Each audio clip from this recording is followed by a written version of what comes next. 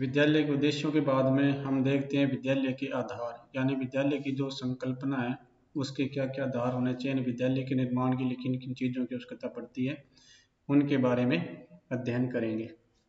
तो देखते हैं, अगर विद्यालय की संकल्पना की अगर हम बात करें तो मानवीय, भौतिक, वित्तीय एवं प्रशासनिक, तो ये विद्यालय की संकल्पना के अंतर्गत आते हैं।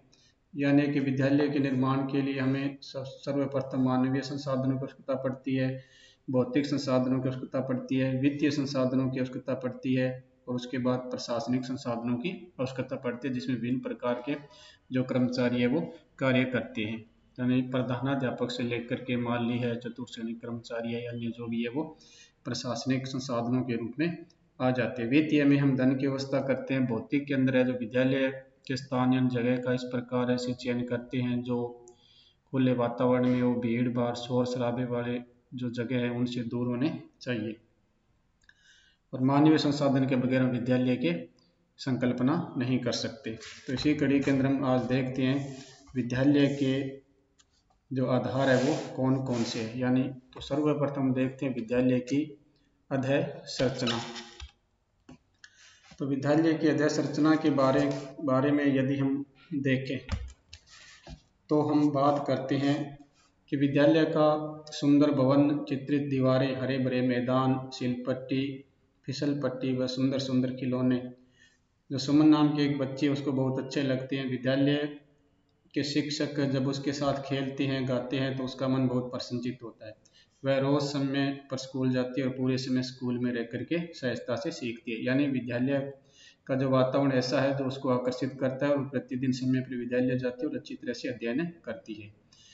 इसकी बजाय एक लड़की, उदाहरण के लिए मानो शबाना, जो अपने विद्यालय मुश्किल से पहुंचती है, रास्ते की कठिनाई के साथ साथ भवन का आकर्षक नहीं होना भी उसे बड़ा खलता है। वह सोचती है कि लोगों ने इस जगह ऐसा भवन बना करके बड़ी गलती की है। तो इस प्रकार हम देखते हैं कि जो विद्यालय की अध्यय संरचना जो होती है इस प्रकार से होनी चाहिए जो बच्चे के मन को भाए और उसको आकर्षित करे और रुचिकर भी होनी चाहिए। तो इसी कड़ी के अंदर हम आगे देखते हैं राष्ट्रीय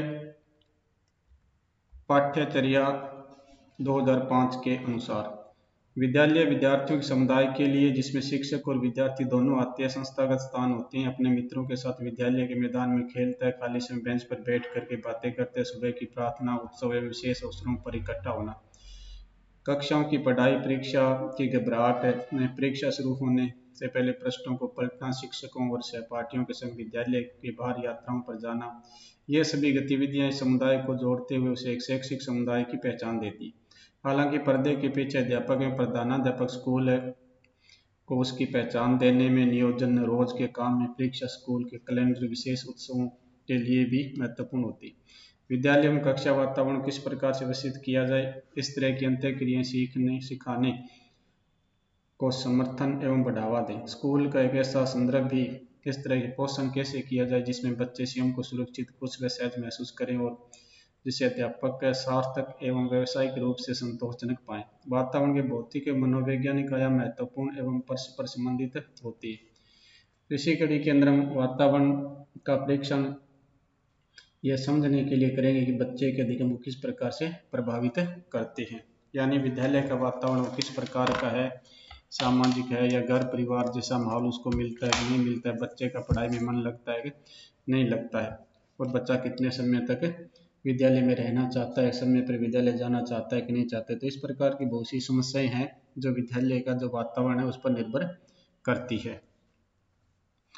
तो इसी के अंतर्गत हम आगे चलते हैं और देखते हैं कि विद्यालय की जो संरचना के जो आधार है वो कौन कौन से हैं।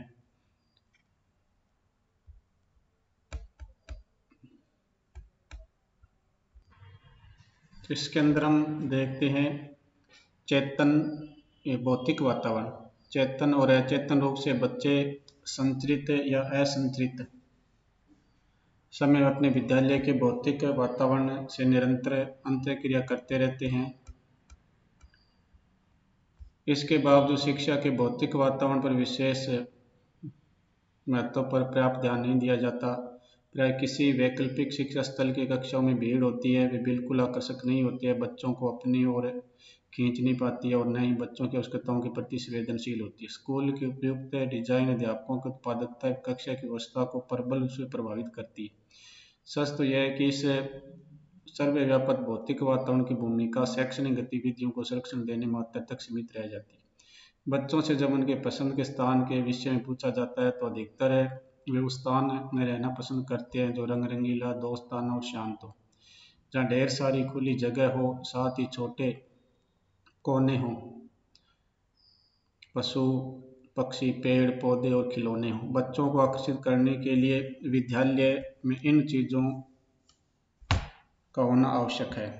यह सुनिश्चित करते हुए कि कक्षाओं में पर्याप्त प्राकृतिक रोशनी हो, उन्हें बच्चों के काम को कक्षा की दीवारों और स्कूल में विभिन्न स्थानों पर लगाकर कक्षाओं को अधिक जीवंत व प्रफुल्ल बनाया जा सकता है। बच्चों के द्वारा की गई चित्रकारी और हस्तकार्य के नमूने दीवारों पर लगाने से माता पिता और बच्चों को यह दृढ़ संदेश जाता है कि उनके काम को सराहा जा रहा है। इन कलाकृतियों को ऐसी जगहों पर और इतनी ऊंचाई पर लगाना चाहिए ताकि स्कूल के विभिन्न आयु वर्ग के बच्चे आसानी से पहुंच सकें और उन्हें देख पाएं। हमारे कई स्कूल आज भी जीर्ण शीर्ण और टूटे हुए भवनों में चल रहे हैं, जो कि नीरस, अनुत्तेजक और अरुचिकर भौतिक परिस्थितियों को उत्पन्न करती हैं।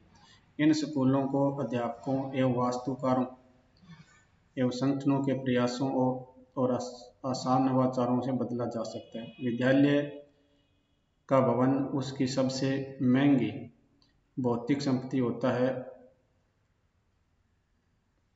उससे अधिक शैक्षिक मूल्य निकालना चाहिए। भवन नवीनीकरण या निर्माण के समय सृजनात्मक एवं व्यावसायिक संसाधनों का प्रयोग करके भवन के शैक्षिक मूल्य को अधिक बढ़ाया जा सकता है।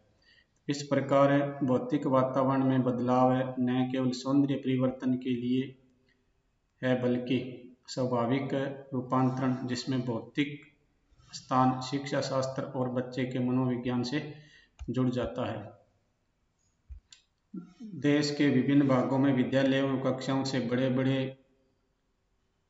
चित्र स्थायी रूप से लगे रहते हैं या पुते रहते हैं। इस प्रकार के दृश्य होते तो अधिक आकर्षक, परंतु कुछ समय बाद निरस लगने लगते हैं और उस स्थान के आकर्षण को कम कर देते हैं। उसकी जगह छोटे आकार के ध्यान को चुने हुए भित्ति चित्र स्कूल को आकर्षक बनाने के लिए बेहतर हो सकते हैं।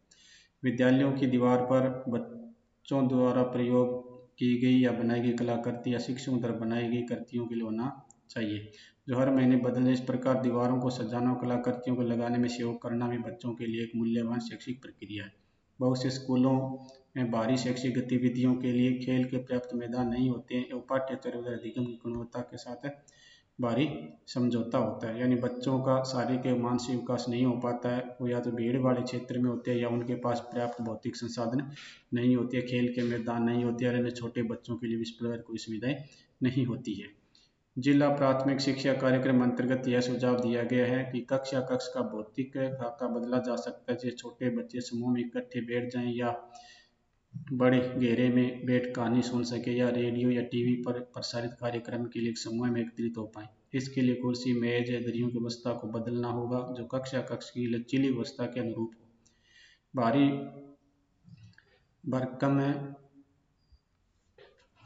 भरकम मेज, कुर्सी इत्यादि कतार में लगाई जा सकती है। शिक्षक और श्यामपट्ट केंद्रित प्रणाली को बढ़ावा देती है, ना ही इस प्रकार के फर्नीचर में बच्चों की किताबें व अन्य सामान रखने की उपयुक्त जगह होती है। तो इस प्रकार की जो व्यवस्थाएं हैं वो विद्यालय के अंदर आकर्षण को कम करती है और नीरस वातावरण को जन्म देती है। स्कूलों एवं कक्षाओं के स्थान पर अधिकतम उपयोग शिक्षा के संसाधनों के रूप में किया जाना चाहिए। प्राथमिक स्कूलों में दीवारों को फर्श से 4 फीट की ऊंचाई तक पोत दिए जाने से बच्चे दीवार का उपयोग चित्रकारी हेतु स्लेट स्कूलों दीवारों को फर्श से चित्र कर सकते हैं। फर्श पर रेखा गणित की आकृतियां बना करके इनका उपयोग बच्चे विभिन्न गतिविधियों के लिए कर सकते हैं। फर्श कमरे का एक कोना पढ़ने की सामग्री, कहानियों की किताबें, पहेली कार्ड और अन्य स्वयं शिक्षा सामग्री को रखने के लिए उपयोग में भी लाया जा सकता है। इस प्रकार की सुविधाएं विद्यालयों के अंदर प्रदान की जा सकती है, जिससे विद्यालय का जो भौतिक वातावरण है वो अच्छा और आकर्षक बन सके। सच तो यह है कि ढांचागत सुविधाएं विद्यार्थियों के लिए अनुकूल परिस्थितियां बनने व गतिविधि केंद्रित संदर्भ उपलब्ध करवाने के लिए जरूरी है। स्थान, भवन एवं फर्नीचर संबंधी नियम व मानक तय करने की गुणवत्ता की समझ की भी पुष्टि होनी चाहिए। तो इसी कड़ी के अंदर हम देखते हैं अध्ययन संरचना के मानक रूप है वो कौन कौन सी है। सर्वप्रथम बात करते हैं स्थान की। इन मानकों का संबंध आयु समूह के आकार, शिक्षक शिक्षार्थी अनुपात और जिस प्रकार की गतिविधियां चलानी है उनसे है। यानी हमें किस प्रकार के स्थान का चयन करना है उसके अंदर हमें सब कुछ देखना पड़ता है। बच्चों की आयु है, शिक्षक है, विद्यार्थियों का अनुपात क्या है, उस हिसाब से मतलब क्या है कि हम स्थान का निर्माण करते हैं। दूसरा है भवन। भवन निर्माण सामग्री, वास्तुशैली और कारीगरी स्थानीय जलवायु, भूगोल और उपलब्धता के आधार पर स्थल विशिष्ट और संस्कृति विशिष्ट होते हैं, जबकि जिसमें सुरक्षा और स्वच्छता पर किसी प्रकार का समझौता नहीं किया जा सकता है। सोच घर के कई प्रकार के कम खर्चीले डिजाइन उपलब्ध है और यह आवश्यक नहीं कि समूचे भारत में एक ही प्रकार के स्कूल भवन हों। नेक्स्ट है इसमें मेज, कुर्सी एवं मेज। इनके मानक आयु और गतिविधियों की प्रकृति के आधार पर तय किए जाएं, जिसमें प्रयोगशाला तथा अन्य गतिविधियों को छोड़कर ऐसे फर्नीचर को प्राथमिकता दी जाए जिससे आवश्यकता अनुसार अलग अलग स्थान पर अलग अलग तरह से उपयोग में लाया जा सके। यानी बच्चों की आवश्यकता अनुसार है फर्नीचर को व्यवस्थित किया जा सके। इस प्रकार की फर्नीचर की व्यवस्था विद्यालयों के अंदर होनी चाहिए। मेज कुर्सियों की आवश्यकता होनी चाहिए। उपकरण। नेक्स्ट है उपकरण। आवश्यक और वांछनीय उपकरणों की सूची बनाई जानी चाहिए, जिसमें ऐसी स्थानीय सामग्रियों और उत्पादों को प्रयोग पर जोर दिया जाना चाहिए जो संस्कृति विशिष्ट, कम खर्चीली और आसानी से उपलब्ध हो सके। यानी उपकरण भी इस प्रकार के हो जो स्थानीय बाजार से हमें प्राप्त हो जाए या हमारा जो भौगोलिक वातावरण है उसे प्राप्त हो जाए और यह कम से कम खर्चीली हो ताकि ज़्यादा से ज़्यादा इनकी व्यवस्था की जा सके। समय, स्थान और आयु विशिष्ट मानकों और मौसम के अनुसार समय सारणी बनाए जाने की आवश्यकता होती है। इसीलिए हम देखते हैं विद्यालयों के अंदर सर्दी है, गर्मी है इत्यादि के हिसाब से उनका जो है समय बदलता रहता है, क्योंकि बच्चे की जो पढ़ने की क्षमता होती है वो भी समय के अनुसार होती है। ज़्यादा लंबे समय तक पढ़ने से भी बच्चे क्या है कि बच्चों में निरस्ता आ जाती है, पढ़ने के प्रति उनकी अरुचि हो जाती है। तो इसीलिए समय का भी विशेष तौर से ध्यान रखा जाता है। विद्यालय में मौसम के अनुसार है वो अलग अलग समय का निर्माण किया जाता है। भौतिक स्थान से सीखना। बच्चे अपने संसार को बहु इंद्रियों से महसूस करते हैं, विशेषकर दृष्टि और स्पर्श इंद्रियों से। एक त्रि-आयामी स्थान है बच्चों को सीखने के लिए एक विशेष व्यवस्था दे सकता है, क्योंकि उस पाठ्य पुस्तकों तथा ब्लैक बोर्ड के साथ देखते हुए बच्चों के लिए बहु इंद्रिय अनुभव प्रस्तुत कर सकता है। स्थानिक आयामों, संरचनाओं, आकाश कोणों, गति तथा स्थानिक विशेषताओं जैसे अंदर बाहर ऊपर नीचे का उपयोग, भाषा, विज्ञान, गणित, पर्यावरण की मूल अवधारणाओं को संप्रेषित करने के लिए कक्षागत स्थान। खिड़की सुरक्षा जाली को इस प्रकार बनाया जा सकता है जिस पर बच्चे लेखन पूर्व कौशलों को तथा भिन्नों को समझने का अभ्यास कर सकें। कोणों के प्रसार को दरवाजों के नीचे चिन्हित किया जा सकता है। कक्षा की अलमारी को पुस्तकालय का रूप दिया जा सकता है। पंखों के रंग गति चक्रों का आनंद ले सकते हैं। तो कक्षा का स्थान भी इस प्रकार से होना चाहिए कि कक्षा के अंदर जितने भी संसाधन है उनका बच्चे अच्छी तरह से प्रयोग कर सके। अर्ध खुला या बाहर का स्थान। खंभों की घटती बढ़ती परछाइयां और धूप घड़ी की तरह समय मापने के विभिन्न तरीके समझाए जा सकते हैं। शीत के मौसम में उपयुक्त पर्णपाती पौधों को लगाना जो शीत ऋतु में पत्तियां गिराते हैं और ग्रीष्म ऋतु में हरे भरे रहते हैं, ताकि बाहर भी सीखने के लिए आरामदायक जगह हो। पुराने टायरों का उपयोग करते हुए एक रोमांचक खेल का भी मैदान बनाया जा सकता है। ऐसा स्थान जहाँ बस स्टैंड, पोस्ट ऑफिस, दुकान का अभ्यास करवाया जा सकता है, जहाँ बच्चे मिट्टी और बालू के साथ खेलते हुए भारत के रेखांकित नक्शे से अपने पहाड़, नदियाँ तक घाटी बनाए। स्थान की छानबीन खोजता तीनों आयामों के छानबीन का स्थान या बाहर प्राकृतिक वातावरण, पेड़ पौधों के साथ जो बच्चों को छानबीन करने तथा स्वयं की अधिगम सामग्री खुद बना लेने का मौका या अवसर दें। तो इस प्रकार का वातावरण बच्चों को विद्यालय में दिया जा सकता है। रंगों, एकांत और कोनों को खोजने का मौका दें। बच्चे जड़ी बूटी का बगीचा लगा सकें और बरसाती पानी का एकत्रित कर देखें और उसे व्यवहार में भी। तो इसके अंदर गतिविधियों की बात करें तो इसमें कुछ प्रश्न है जो विद्यार्थी शिक्षक से या शिक्षक विद्यार्थी पूछ सकते हैं। क्या आपकी दृष्टि बच्चे किस प्रकार के विद्यालय भवन को पसंद करते हैं? विद्यालय भवन बनाने हेतु किन किन बातों का ध्यान रखना चाहिए? एक आदर्श विद्यालय के लिए कौन कौन सी सुविधाएं आवश्यक है? शिक्षक प्रशिक्षक प्रश्न 2 के उत्तरों के आधार पर एक आदर्श विद्यालय के लिए आवश्यक सुविधाओं की सूची भी तैयार करवा सकता है। अब बात करते हैं शिक्षक अधिकार कानून 2009 के तहत एक प्राथमिक एवं उच्च प्राथमिक विद्यालय हेतु भवन एवं अन्य भौतिक संसाधनों की अनिवार्यता निम्नानुसार तय की गई है। प्रत्येक शिक्षक हेतु कम से कम एक कक्ष एवं स्टोर तथा प्रधानाध्यापक कक्ष होना जरूरी है। अवरोध रहित पहुँचे मार्ग हो, यानी विद्यालय इस प्रकार के स्थान ऐसे स्थानों पर बनाए जाने चाहिए जहाँ बच्चे आराम से आ जा सके या अन्य जो भी लोक परिवहन जो साधन है उनका आवागमन होना चाहिए ताकि बच्चे आसानी से विद्यालय समय पर पहुंच सके। कई बार ऐसे दुर्गम स्थानों पर विद्यालयों का निर्माण कर दिया जाता है जहां पर बच्चे नहीं पहुंच पाते हैं। कई बार मौसम के अनुसार भी विद्यालय है वो ऐसी जगहों पर बना दिए जाते हैं, सर्दी गर्मी बरसात में पहुंचना बच्चों के लिए मुश्किल हो जाता है। तो इसीलिए मार्ग एवं अवरोध रहित होना चाहिए। छात्र एवं छात्राओं हेतु पृथक पृथक सुविधाएं होनी चाहिए। विद्यालय के अंदर चाहे वो बैठक व्यवस्था हो या अन्य टॉयलेट की सुविधा हो, बाथरूम की सुविधा हो या किसी प्रकार की है वो अलग अलग होनी चाहिए।